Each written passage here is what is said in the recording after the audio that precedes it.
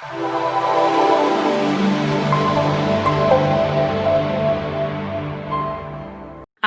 guys, I'm Catherine, as Mike mentioned. I'm here to talk to you about my two passions, Harry Styles and being gay.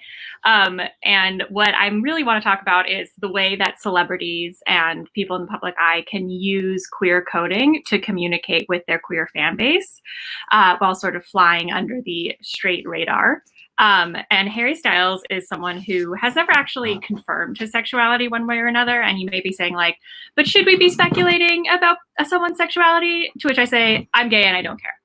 And it's what I'm going to do here. And I think by the end of the presentation, you will agree with me. And the reason that this is interesting to me is because Harry Styles, like all of us, exists in a pretty severe heteropatriarchal capitalist society. And I'm going to look at the different ways over the course of his career that the intra-community coding has evolved so that he is able to communicate with queer fans while still having commercial and financial success as an artist. So one thing that to start with is this quote from Eloise Letizier, who is a queer musician. She's actually dunking on Taylor Swift here. But it's about how the queer aesthetic is something that has to be genuine and it can't be commodified. And I attribute a lot of Harry Styles' success to the fact that his queerness is authentic and queer fans can see that and they respond to it. So let's go back to 2010 when infant 16-year-old Harry Styles is put in the band One Direction on the British reality competition show The X Factor. From the very beginning, they were like an unprecedented event in X Factor history. They came in third, but they were massively successful from the beginning. And a huge part of that is like, yes, of course, they're cute boys and they're pop musicians, but a lot of it was actually that on the gay internet, word spread very quickly about the alleged relationship between Harry Styles and his bandmate, Louis Tomlinson. And from the jump, these two were very physical with each other. And it was this sort of like exuberant, joyful queerness that people really, really responded to. And the band, after X Factor, began touring immediately.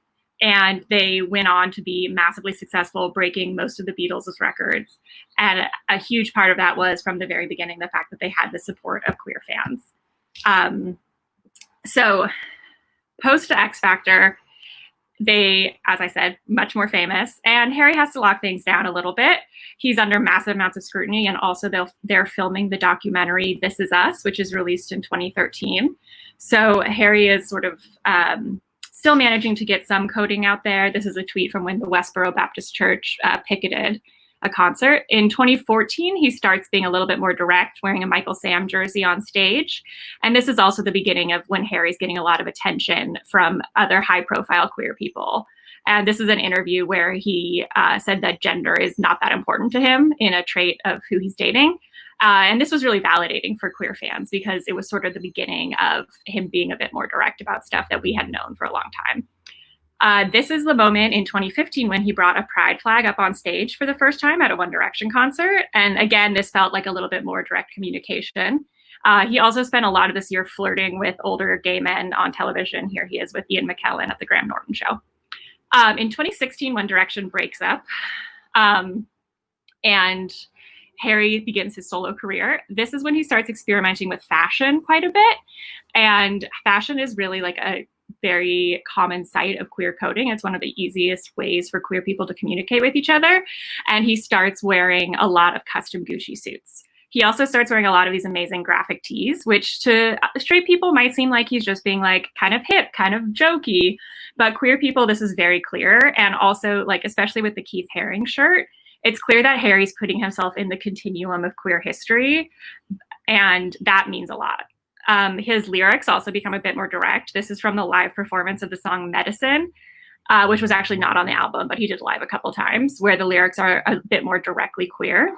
His fashion exploration also continues, and his suits get even more camp, more over the top, more transgressive, experimenting with more colors. Harry continues to pay tribute to sort of queer icons like David Bowie, Mick Jagger, Freddie Mercury, Elton John, and fashion icons like Princess Diana. And these are people whose work is often imitated and everyone wants to copy them. But the reason that Harry is so successful is because he's not just copying them. He's actually in dialogue with them. In 2019, the sort of peak of fashion, Harry hosts the Met Gala. The theme is the notes, co-hosts the Met Gala. The theme is notes on camp. And camp is, of course, like inherently queer because it's inherently transgressive. And camp is all about the double vision of like you're presenting one thing and it seems like it's just this, but there's a deeper meaning underneath. Harry's queer coding escalates in his second album, Fine Line. The image on the left is the art from the album, and the image on the right is a still from his music video, Lights Up, which features him dancing in what can only be called a sweaty co-ed bacchanalia. And that song was released on National Coming Out Day. So that was also a pretty big deal. Harry's also made a huge point to champion the work of young queer artists throughout his entire career. For all of 2019, he's been wearing these fashion designs by a genderqueer student, Harris Reed, who's actually only in his second year of fashion school. But Harry has a real commitment to scouting out young queer talent and supporting them. He also appears on SNL, and this is when he really escalates in the coding department. He wears a tutu, a dog collar, and plays a gay intern in a sketch by Bowen Yang, who's a queer comedian. Now, at this point, you're like, okay, this is definitely like a queer guy. This man is bisexual, and I love that for him. But why is it still kind of a secret? And the answer is that we actually don't really know a lot about Harry Styles' personal life. These are two quotes from various times that he's been asked about his sexuality. And for someone who's been in the public eye since they were 16 and literally is photographed every time he leaves the house with a woman, despite all of that, we actually don't know that much about who he's dating. So this is a kind of disputed subject in the queer community. Some people wish that queer celebrities would be more straightforward and just come out. But I think as a hyper-visible person, it's a really difficult position to be in. And I love that Harry has kind of carved his own path out and managed to communicate with queer fans while flying under the radar of straight people and being super successful under a capitalist system. And that's my son, Harry Styles.